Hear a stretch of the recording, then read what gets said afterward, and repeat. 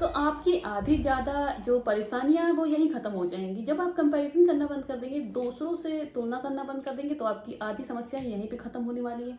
लोग परेशान ज़्यादा इसलिए हैं क्योंकि उनको लगता है कि दुनिया आगे निकली जा रही है, ठीक है? तो आप निकलो, आप भी आगे निकलो ना, उसके लिए काम करो। आप भी एक दिन निकलोगे, देखो आज आपका टाइम नहीं है लेकिन कभी आपका टाइम आएगा, तो आप उसके लिए मेहनत करो। और दूसरी बात है कि अब आप अपने मेंटल हेल्थ पे कैसे काम करेंगे? तो मेंटल हेल्थ पर काम करने के लिए आपको ये चाहिए कि आप किसी भी, आप ईश्वर, अल्लाह, भगवान किसी को भी मानते हो, जिसको भी आप मानते हैं, ठीक है? या नहीं भी मानते तो आप यूनिवर्स को मानिए कि यूनिवर्स में कोई ऐसी शक्ति है जो कि आपको जो है आपकी बातों को सुन रही है। ठीक है? तो आप उस पर भरोसा रखिए, आप अपनी चीज़ों को उससे कहिए।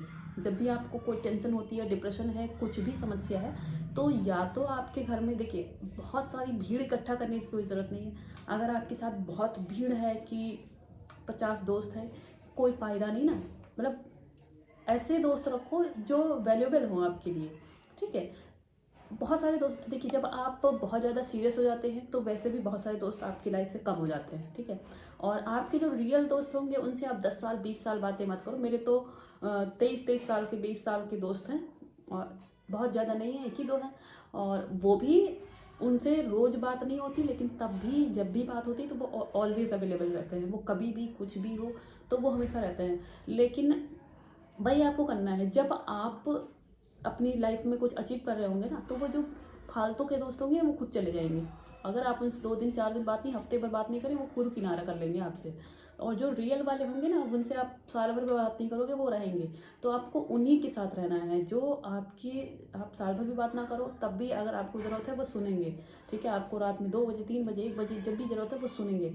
तो उनके साथ रहो। या तो फिर आप अपनी फैमिली में किसी को ऐसा बनाओ कि उससे आप अपनी बातें कह सको, उससे ऐसे कह सको कि जैसे आप खुद जान रहे हो, जैसे वो जानता है आप जानते हो, एक ही बात है, ठीक है? तो उससे अपनी इस बात शेयर कर सकते हो। आपको क्या दिक्कत है, आपको ये लगता है कि यार मैं नहीं कर पाऊंगा, तो भी उससे कह सकते हो यार मुझे लगता है नहीं हो पाएगा, तो उससे कह सकते हो। और वो आपका मजाक नहीं बनाएगा, वो ये नहीं कहेगा लो, ये नहीं कहेगा, वो उसको वही लगेगा जैसा आप से, मतलब जैसे आप दोनों एक ही है, ऐसे बता सकते हो। आपका भाई बहन हो सकता है, मम्मी पापा हो सकते हैं, मम्मी को बता दो, लड़के जो होते हैं मम्मी को बता देते हैं, तो मम्मी को बता दो, ठीक है? तो इसको शेयर कर सकते हो। दूसरी बात है कि आप यूनिवर्स पे या भगवान पर यकीन रखो। आपको कोई नहीं मिलता है, आपके कोई नहीं है, आप सिंगल हो, सिंगल चाइल्ड हो, आपके कोई भाई बहन नहीं है, ठीक है? तो आप भगवान के सामने जाके बोलो। आपको बोल देना है बस, आप शीशे के सामने खड़े होके बोलो, ठीक है? कि मुझे ये दिक्कत है यार, अपना नाम लेके खुद को ही आप अपने दिमाग का नाम रख लो, ठीक है? कुछ नाम रख लो अपने दिमाग का, ठीक है? और उससे बात करो कि यार तुझे ये लगता है कि तुम नहीं कर पाओगे क्या? नहीं मुझे तो लगता, फिर दूसरा दूसरा 2 दिमाग हमारे दोनों, ठीक है? दोनों से बोलो कि नहीं, फिर नहीं, नहीं मुझे लगता है कर लोगे। फिर अपने आप से बात कर लो शीशे के सामने। थोड़ा कोई अकेले कमरे में बात कर लो, किसी के सामने नहीं कि कोई सुनेगा तो क्या कहेगा, तो आप अकेले से बात कर लो। इससे आपका स्ट्रेस जो होता है ना वो कम हो जाएगा।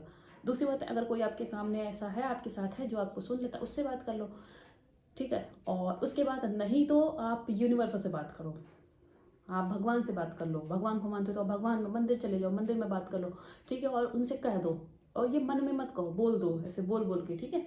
उसके बाद नहीं आपको है तो आप एक डायरी रखो, और उस डायरी में वैसे ही लिखो जैसे आप खुद से बातें कर रहे हो या किसी से बता रहे हो, ठीक है? अब उसको वो किसी जिस पे आपको भरोसा हो, श्रद्धा हो, ठीक है? या नहीं हो किसी पे श्रद्धा, भगवान पे कोई मानता नहीं है, तो आप यूनिवर्स से बात करो कि उसमें लिखो कि यार यूनिवर्स ऐसा ऐसा है, और मुझसे तो हो नहीं रहा यार, अब कैसे होगा? ये ऐसे नॉर्मल जैसे डेली डेली लाइफ में हम लोग बात करते हैं उससे बात कर लो, ठीक है? और उसको डायरी रख दो, जिससे आपको अगर लगता है कोई पढ़ लेगा तो पहली बात आप उसको रख दो कि ठीक है, जहाँ कोई ना पाए आप बात कर सकते हैं। नहीं तो आप उसको फेंक दो, पन्ना फाड़ के फेंक दो, ठीक है? और उसके बाद ऐसा कर सकते हो। दूसरी बात है, आपको हेल्पिंग नेचर का होना चाहिए। आपको ये होना चाहिए कि आप हर आदमी के लिए दुआ करो। नहीं कुछ कर सकते हो, आपके पास पैसे नहीं, आप किसी की मदद नहीं कर सकते हो, तो आप दुआ कर सकते हो। ठीक है, यानी कि मतलब ये आपकी मानसिक, ये आप किसी के लिए नहीं कर रहे हो, ये आपकी खुद की मानसिक शांति के लिए है, जिससे आप शांत रहोगे, जिससे आपका अपने काम में मन लगेगा।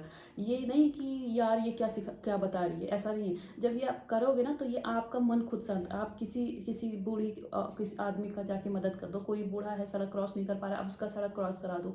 ठीक है, कोई मांगने आ गया, कभी कभी ऐसा होता है कि कोई मान लो जैसे आप कहीं खाने वाले कोई दादी बाबा आ गए और वो खाने के लिए बोल रहे हैं, उनको आप खिला दो, तो वो जो अंदर से खुशी होती है ना, वो संतोष होता है, उसके बाद आपका काम चीज करने में मन लगता है। तो आप ऐसे करो। ठीक है, नहीं कोई है तो बस भगवान से ये कहो कि सबको अच्छा रखें, सबको खुश रखें। तो ये आपका जो नेचर है ना, फिर ये आपके धीरे धीरे संस्कार जब बन जाएंगे, आपके धीरे धीरे करोगे, पहले आपको अच्छा लगेगा, फिर अच्छा लगते लगते लगते वो आपका संस्कार बन जाएगा, और उसके बाद आप ना चाहते हुए भी करोगे, और उससे आपको संतोष मिलेगा। ये आपकी खुशी है इसमें। ठीक है, इसमें किसी और का ना घाटा है और ना ही आपका घाटा है और ना ही किसी का फायदा है। इसमें फायदा भी आप ही का है और घाटा भी नहीं।